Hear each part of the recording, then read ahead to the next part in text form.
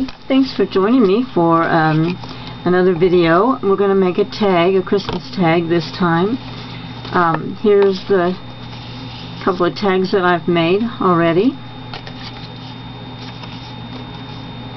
There's just a little bit of variance in the color of each one of them. You can just kind of use the colors that you like. What I've used is faded jeans, aged mahogany, some dusty Concord, some marmalade, spiced marmalade, and some antique linen for my backgrounds. You're going to need a tag. You're going to need some little pop dots, your blending tools, the symphony music tape, tissue tape. You'll need any stamp that has a music script on it. You can use it. Doesn't necessarily have to be this one. This one's by All Night Media, but it can be any. This one is from Inkadinkadoo, and it says, "Oh, come let us adore him," and we may have that in the shop. And the other thing we're going to use is a die cut, and I used the quarter note Cricut cartridge. Trying to find my die cut. There it is. And it's the Lady at a Piano, and it is this one right here, the pianist. And have a few little places to pop out, after you cut it out. So be sure and very carefully remove those little pieces so that you get the effects of your scrolls, and maybe use a little pick or something to get those out with. I don't have tweezers or anything in front of me or a pick, so I'm just going to use the tip of my ballpoint pen and try to be very careful. And one more. Okay, and I think that's all we need. So to get started, I'm going to start with antique linen. I'm going to ink up my pad, and I'm going to start off of the tag and go around the edges pretty dark around the edges. Put some pressure on there, and then just going to kind of model the inside. I'm not putting any pressure on it at all, and I'm not trying to cover the entire area. I just want some light area in there. The next color I'm going to use is the Spiced Marmalade, and you see some of that on there already because there was already some on my foam pad. But we're going to go back again, same place, a little more intensely now. Just getting the edges. Be sure to leave this area in the middle rather light. Just kind of touch on it. Okay, then next I'm going to come and use the faded jeans, and orange and blue, this orange and this blue are complementary colors, which means that they are exactly opposite each other on the color wheel. So when you mix them together, you'll get sort of a brown color, or you'll muddy your color. So that's what's going to give us some of our grunge look around the edge.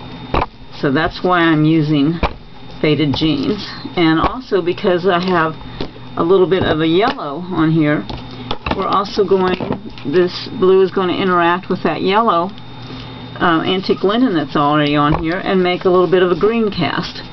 So we're getting a wide variety of colors by using complementary colors, which are ones who are opposite each other on the color wheel. So now in the center here, I'm just dabbing a little bit of blue on, but I'm still preserving my light right there. And then I'm going to go to the Dusty Concord, and I'm using this violet because violet is the darkest color in the color spectrum, and that's going to be for my very outside edges for that frame. Okay. Last but not least, if you prefer, you can use just about any colors that you want to use in any combinations. I'm going to put some aged mahogany on it because I want just a little bit of red in there. So I'm just going to kind of dab it around here and there. Okay? The next thing we're going to do is we're also going to take Victorian Velvet ink. I'll set that aside for a moment and take my music stamp, and I'm going to ink up my music stamp. And because the tag is not as wide as my stamp, then I don't have to cover the entire stamp with ink. I only have to do an area where my tag is going to fit.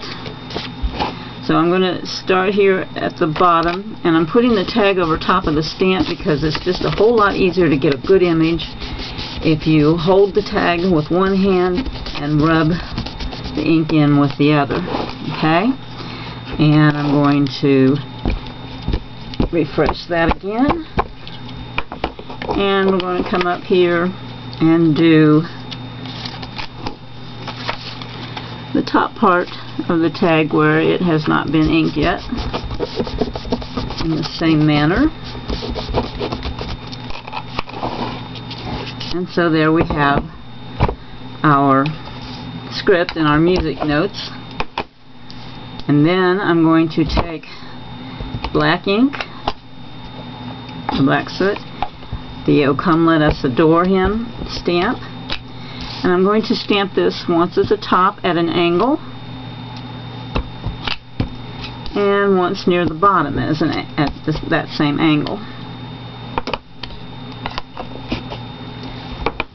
Next, I'm going to turn my die cut piano over, and I'm going to put some pop dots on there. And these are rather low pop dots. You could also use score tape, or you could use some of the thicker pop dots if you like. I just didn't want mine to stand up all that far off of the tag because I don't want the die cut. The die cut is the focus, the focal point of the tag, but I don't want it to be the only star of the show. It is the star of the show, but I don't want this to be a one embellishment show. If that makes sense. I want some balance. So if I use the thicker pop-ups, a little trouble with my nails here. If I use the thicker pop-ups, then it stands up too high and it takes all of your attention and it holds it there and doesn't allow the viewer's eye to explore around the rest of the tag. So if we put this on a little bit lower pop dot, then it can be the center of interest, the focus of your piece, but without shouting at the viewer, to use a kind of an allegory. Okay. Well, most of my time on the video is being taken up with messing with these little pop dots. Hope you guys don't have as much trouble with them as I do. Okay, so because I like asymmetrical things, I'm not going to put this on that same angle as the sentiments. You could, but I'm going to put mine straight because I like asymmetrical things. So I'm going to do it that way. Okay. Then I'm going to take just a small amount of tissue tape and I'm going to put it over this corner. Fold it back under. You can put another piece on there to cover that corner if you like. And then we're going to take the Glimmer Mist in Vanilla Breeze. Make sure that's shaken. And I'm going to Spray that on for some shimmer.